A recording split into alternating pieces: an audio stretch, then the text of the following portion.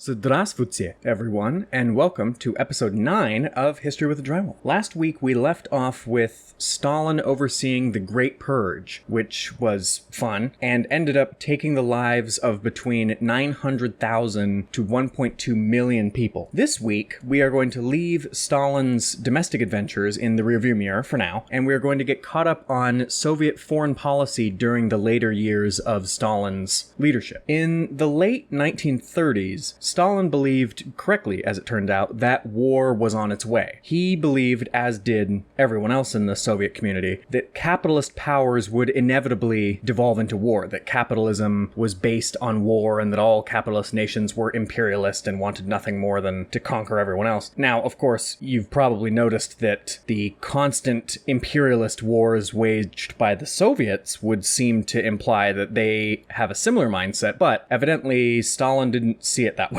But what this means for our purposes is that, unlike essentially the rest of the world, Stalin was aware that war was on its way and planned accordingly. Stalin was, of course, also feeling more cornered and paranoid than usual because he was pressed between two fiercely anti-communist powers, the Nazis on his western borders and the Japanese on his eastern borders. In fact, from 1932 to 1939, the Soviets and the Japanese engaged in a bunch of battles across their territories in Mongolia. It's not super clear who started this conflict, and as far as I'm aware, it's still just known as the Soviet-Japanese Border Wars, I believe. Both sides essentially said that the other was invading their territory. In hindsight, it seems that the territory drawn up was unclear or not properly communicated, so that there was basically an empty valley and a river that both sides thought was theirs. And it should also be noted that this war was never declared. No one declared war on anyone. As far as I'm aware, no side, I should say neither side, even acknowledged that this war was happening, which is relatively unusual. Well, not unusual in Soviet history. Soviets love a good undeclared war in the East. Later on, we'll get to hear about Brezhnev getting frisky with the Chinese on the eastern border, but that's a story for another day. This border conflict between the Soviets and the Japanese would end up being concluded with the battle or battles of Khalkhin Gol, which I believe was the river in question that was being fought over. And in this battle, the Soviets, led by Georgy Zhukov, who would end up becoming a very, very famous Russian commander, but we don't really have time to talk about him, stomped the Japanese. The Japanese then admitted that the Soviets were right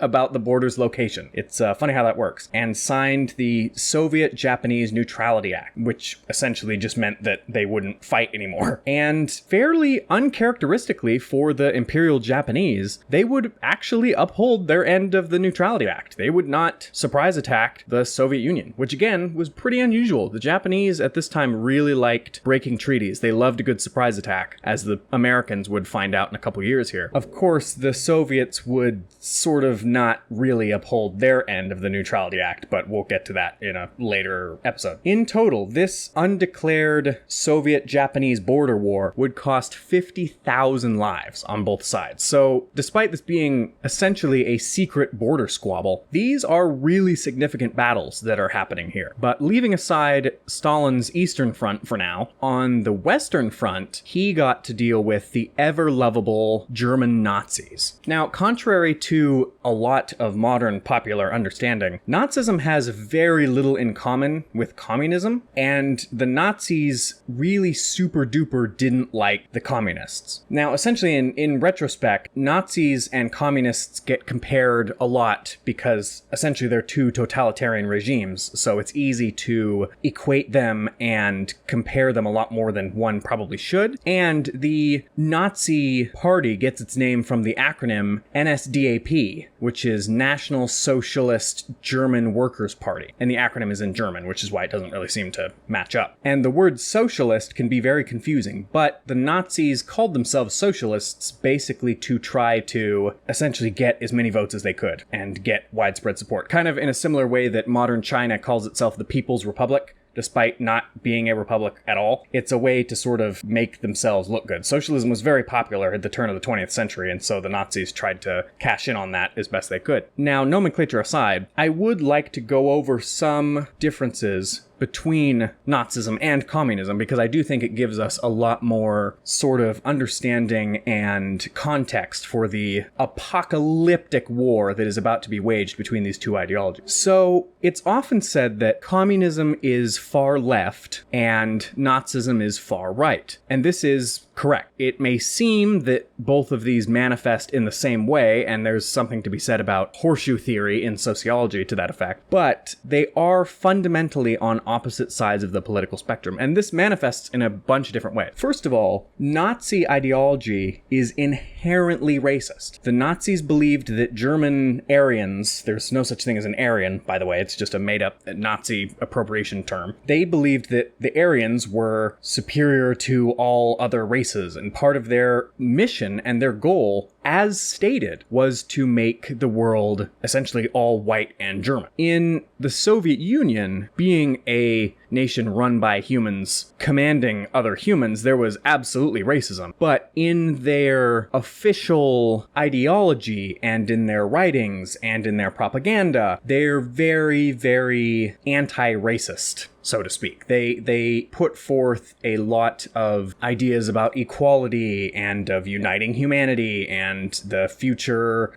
Soviet Superman. So again, this distinction sort of becomes harder to see, especially in the Stalin purge years, but in theory, the Nazis are openly and explicitly racist, whereas the communists, in theory, in their ideology, are supposed to be all about equality. And this also manifests in gender relations. In the Soviet Union, again, in theory, men and women are equal. That's why there are women in the Red Army, and there were women tank drivers and women snipers. There were not women in the Wehrmacht, in the Nazi army. Not at all. The Nazis were extremely sexist, and there's even, toward the end of the Nazi empire, so to speak, there's even laws that were drafted demanding that every SS man, the Schutzstaffel, the sort of elite of the German army, take multiple wives so that he can create as many pure-blooded and amazing, wonderful Germans as possibly can. This was a very, very, very sexist society. Whereas, again, the Soviet Union turned out to be quite sexist as well, but certainly not to the same degree, and certainly not public. In their propaganda and in their writings and their ideologies, they were very egalitarian in that regard. Also, of course, their economies run differently. Yes, in the end, essentially all German major industry was operated by the state, but not directly. It was more just that party members could muscle their way into these companies. It was not something that was ever really official. And the German private sector, restaurants and shops and novelty goods and luxury goods and all that, always stayed pretty healthy, even toward the end of the war. Whereas the Soviets did not allow things like that. The government controlled absolutely everything. And then there is the arguably most important difference between Nazism and communism, and the one that becomes the most evident reading their writings, is that the Nazis were supposed to be, or claimed themselves to be, a rebirth of some lost Aryan Superman. The Aryan is actually a word for essentially Indo-European migrants who are believed to have been the ancestors of all modern Europeans. So the Nazis very much identified themselves with the birth of Europe and with,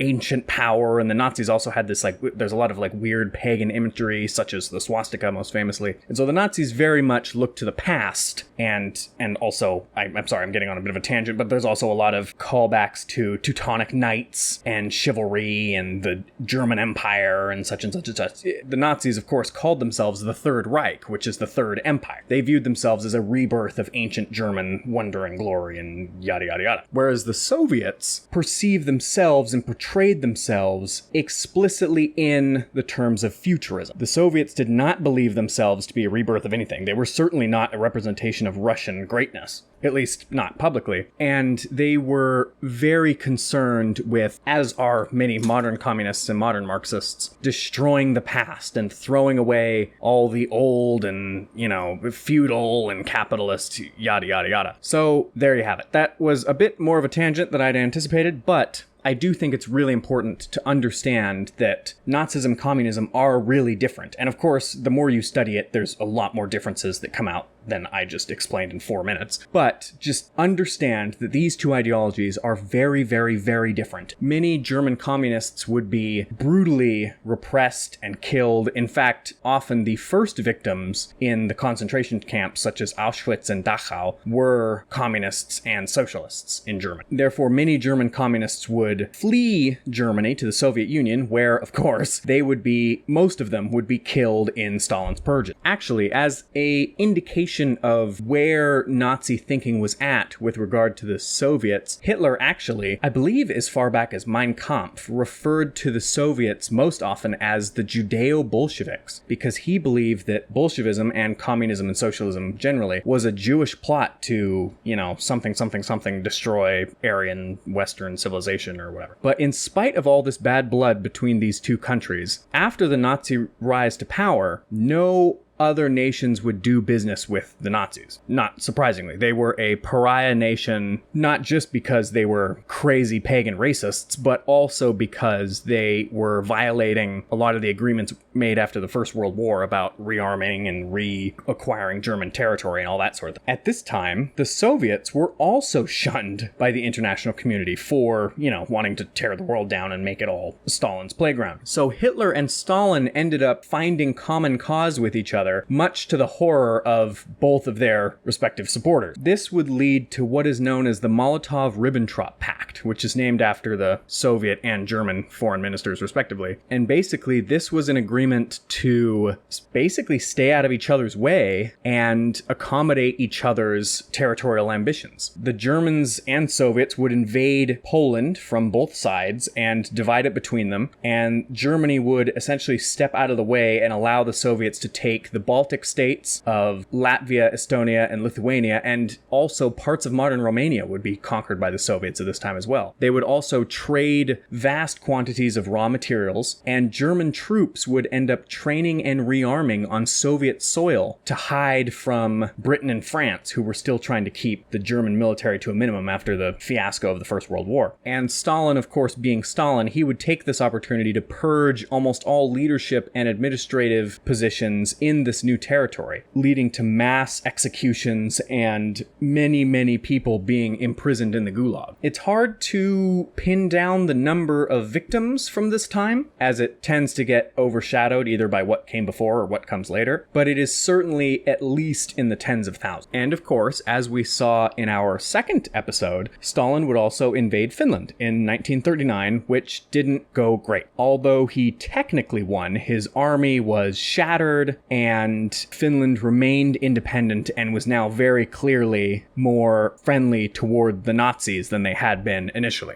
But luckily for Stalin, at this time, at the end of 1939 and into 1940, Germany was at war with both Britain and France, which meant to Stalin that Germany would be at war for years. After all, the First World War was almost 4 years long. More than 4 years, matter of fact. So Stalin began planning for a long war between what he called the Western capitalist powers. Of course, this did not pan out for poor Stalin. Germany would crush France in 46 days, and then would corner the British on their home islands, which not only was worrying to Stalin because now the Nazis essentially own Europe, but was also deeply embarrassing for Stalin because, Stalin had just got stomped in little teeny Finland up north, and Germany had just crushed what was considered to be two of the most powerful militaries on the face of the earth. Stinging from his embarrassment and realizing that his nation was nowhere near prepared to fight the Germans, Stalin would begin to quite desperately try to stall for time. Even as reports of Germans preparing to invade came in and increased,